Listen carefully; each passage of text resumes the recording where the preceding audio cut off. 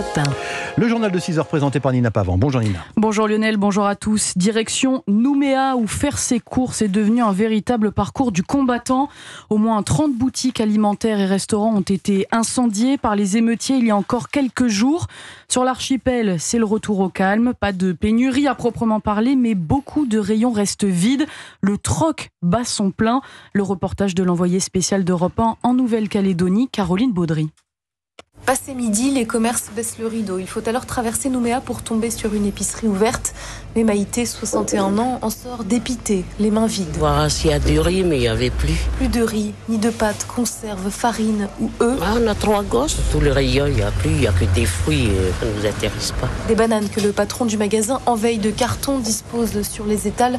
Débordé, il raconte passer 4 heures par jour au volant pour trouver lui-même les marchandises. Il n'y a plus de livraison. Il n'y a pas de livraison du tout. Pour moi, c'est un peu triste comme sur la route, c'est tout.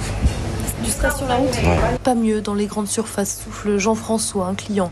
Il faut y attendre très longtemps pour acheter peu. On avait droit à 2 articles par produit. Pas plus de boîtes de conserve, de riz, de fromage. Donc avec un ami, on s'échange de la nourriture.